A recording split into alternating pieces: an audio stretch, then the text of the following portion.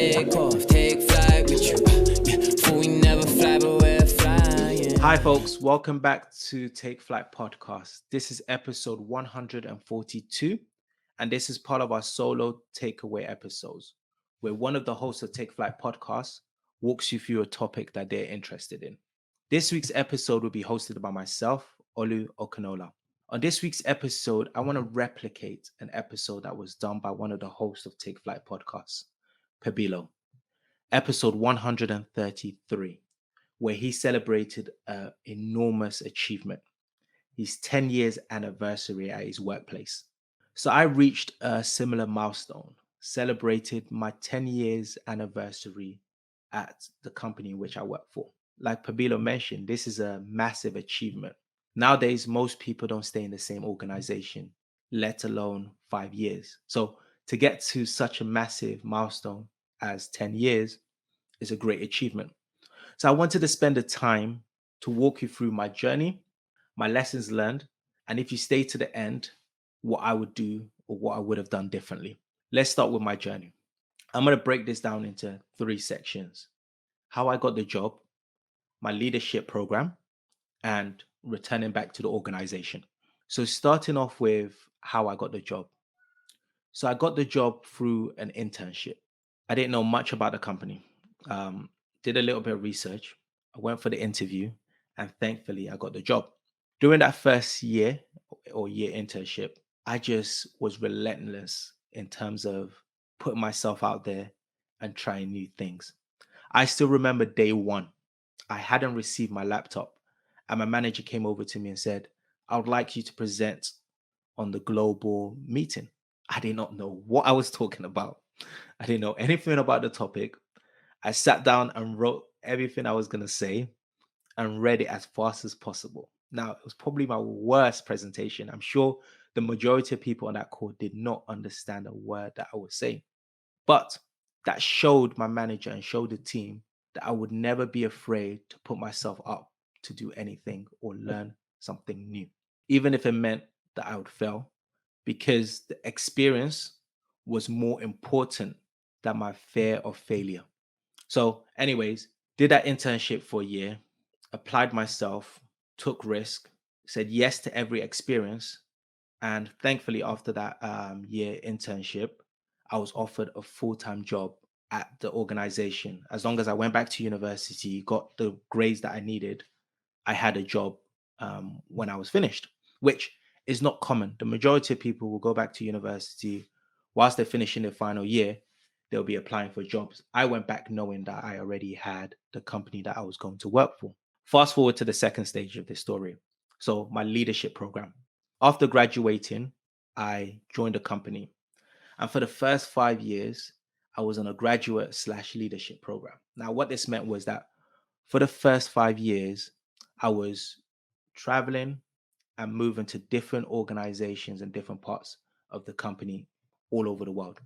So I would spend 4 to 6 months in a particular role, business, function, learn as much as possible, and then move to another business, location, and function. This was amazing, especially in the first 5 years of my career. It meant that I was able to get a breadth of understanding of how an organization, a massive organization, worked. I was able to build my network with people all over the world. And also during this leadership program, you were special. And what I mean about you were special is that just because you're part of that leadership program, you could set up a call with the CEO of the business and he or she would give you time due to the fact that you were part of this leadership program.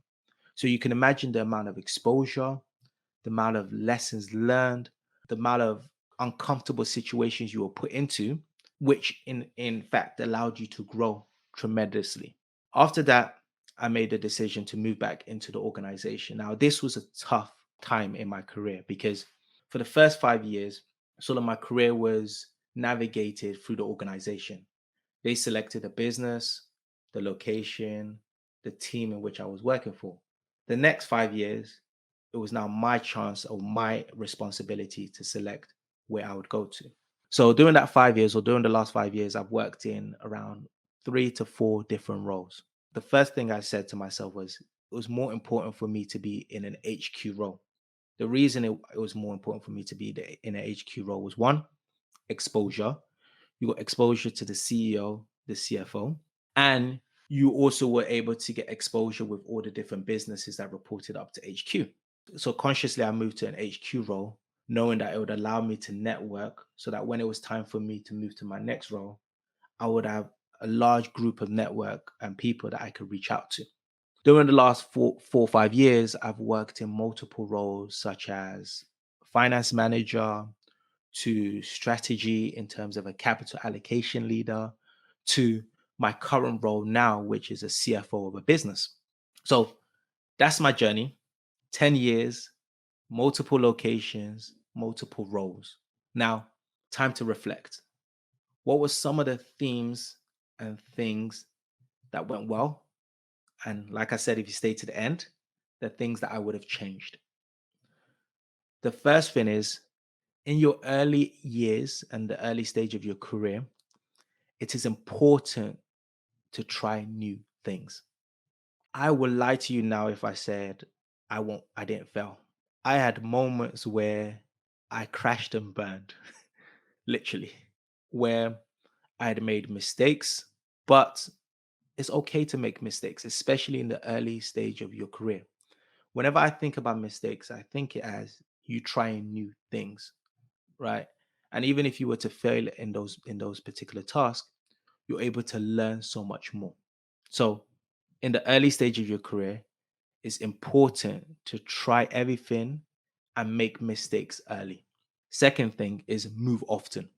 I had the luxury of moving every 4 to 6 months. Not everyone has a graduate job like that. But I recommend if you're starting off your career, you should look to move every 18 to 24 months.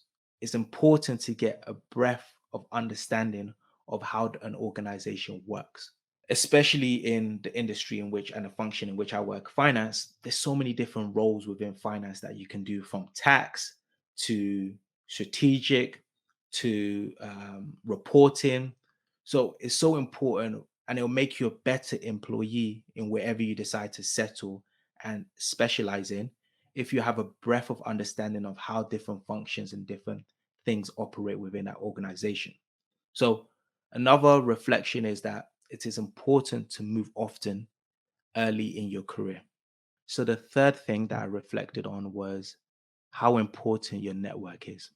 I realized that I am here where I am right now, not due to myself, but through my network.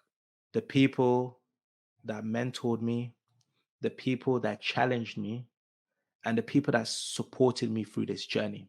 You realize the more senior that you get, that an organization is really about people.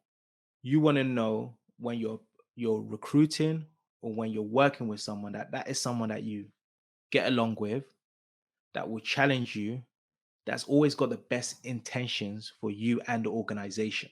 Networking is critical when it comes to my journey and the last 10 years. The fourth thing that I learned is always be curious, never be surface level. Now, funny story, I remember when I initially graduated from university, one of the leaders asked me to do a report. He said, go out, speak to all the sales team, and find out how much they're charging for an equipment that we were selling. I spent the whole day just collecting data, collecting information. Went to the sales leader in Germany. How much are you selling this equipment? Went to the sales leader in the UK. How much are you selling this equipment? Spent the whole day collecting data. Went to present it to the leader. And the first question he asked me is, why is Germany charging X and the UK is charging Y? I looked at him with a blank face. I said, I don't know. You didn't tell me to do that. All you told me to do was find the data. And if I'm honest with you guys, that was a wide awakening. He went back and forth about to me and said, Olu, you have to always be curious. It's not good enough just collecting data. You need to understand why. Why is it this way? And what he was trying to teach me in that moment is that there's so much strategy and there's so much operations to every single decision, right? In that particular example, the reason why one country was charging more than another was because of market share. there wasn't that many competitors in that particular country versus another, so that they could demand more money for that particular equipment. And that taught me from that moment forward that I always had to be curious. I always had to ask the level 2, level 3 question. It wasn't enough just to understand the surface level. I had to really be curious about every aspect of my career and even my personal life, right? It's just curious about understanding why things work a certain way. It's more enjoyable when you understand the intricate information versus just the surface level. So my number 4th lesson and learned was that always be curious, right?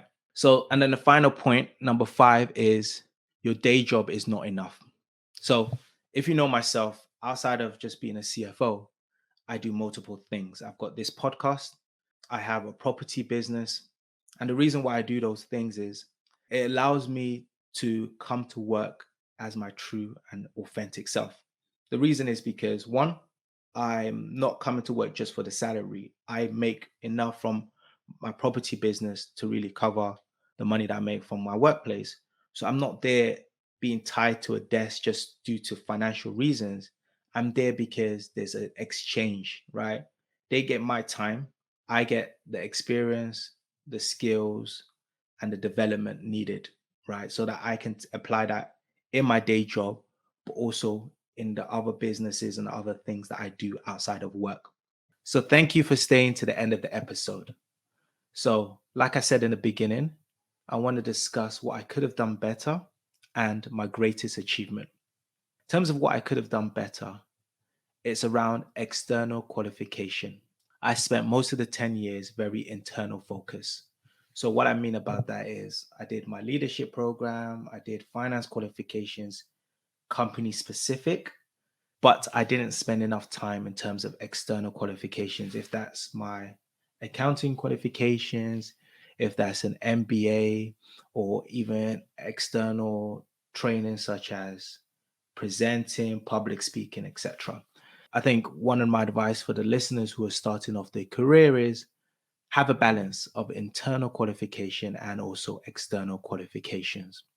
Now, in regards to my greatest milestone, reflecting and thinking about my greatest milestone, it's strange because my milestone or greatest achievement is not really self serving or any activity or work in which I did, in which I was recognized for. For me, it was more or is more related to representation and mentorship.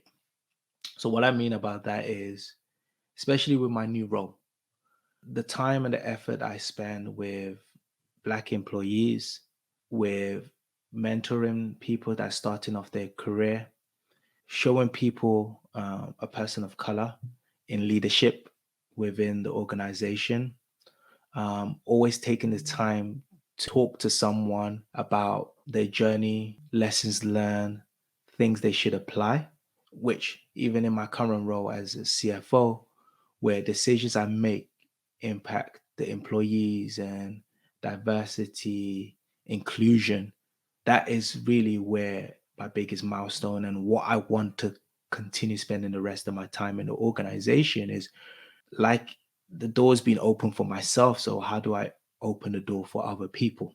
So yeah, that would be and is my biggest milestone and will continue to be what I focus on. So thank you for taking the time to listen to this episode. If you have any questions, you can find us on Instagram at Take Flight Podcast, or you can email us at takeflightpodcast@gmail.com. Take care and God bless. Take off, take